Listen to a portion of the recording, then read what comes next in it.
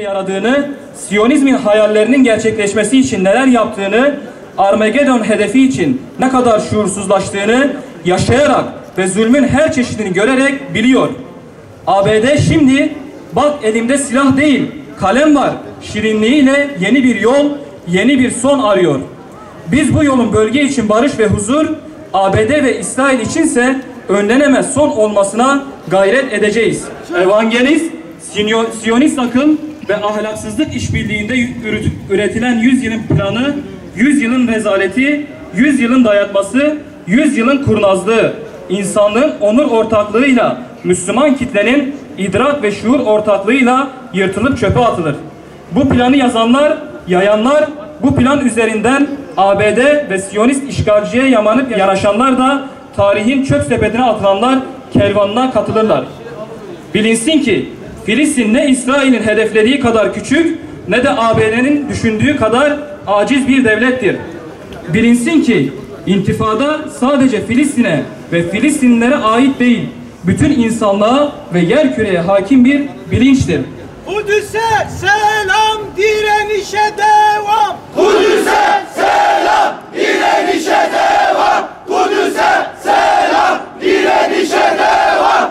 Bu planın tek olumlu yanı evangelizme, emperyalizme ve Siyonizme, kapitalizme karşı küresel intifada çağrısının karşılık bulmasını hem kolaylaştıracak, hem hızlandıracak, hem de katılanların sayısını arttıracak olmasıdır. Biz Hazreti Ömer'den, Selahaddin Eyyubi'den, Abdülhamid'den bize miras kalan ilk kıbleyi koruma gururunu, İbrahimi yaşayışın merkez coğrafyasını bağımsız Filistin ve özgür Filistinler ile birlikte devam ettirme onurunu yaşamakta ve mukaddes bir miras olarak gelecek nesillere aktarmakta kararlıyız. ABD ve İsrail şunu bilsin ki, içinde bağımsız Filistin, özgür Kudüs ve işgal ettiği bütün topraklardan çekilmiş İsrail kavramlarının ve bunu sağlayacak kuralların olmadığı hiçbir sözleşme, anlaşma ve plan imzamıza da, rızamıza da sahip olamaz. Çok açık söylüyoruz. Orta Doğu'dan defolan ABD ve Filistin'de derdest olan İsrail hedeflerine hiç olmadığı kadar yakın. Bu hedefler noktasında birlik ve beraberlik oluşturmak açısından da daha önce olmadığı kadar kararlıyız. Karanlık şafağın sökmesiyle yok olacaktır. Zulüm hak güçlenince bitecektir. Müslümanlar kardeş olduklarının farkına vardığında, birbirini ötekileştirici, çatışmacı dili bıraktığında, namlularının yönünü değiştirdiğinde küfre karşı galip gelecektir. Kahrolsun ABD, kahrolsun İsrail. Kahrolsun ABD, kahrolsun İsrail. Kahrolsun ABD, kahrolsun İsrail. Müslümanların ilk kıblesi Mescid-i Aksa'nın işgalden kurtulmasını, Siyonist esaretin sonlanmasını istiyorsak ilk hedefimiz vahdet olmalıdır. Kudüs bizim birleşmemizi, bütünleşmemizi beklemektedir.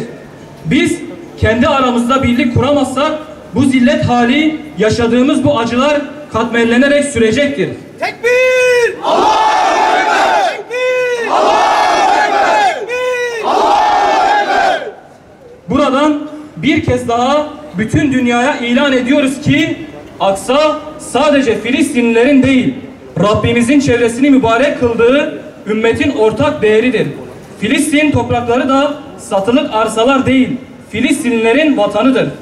100 yıllık planlar ve hesaplarla hiç kimse bu gerçeği değiştiremeyecektir.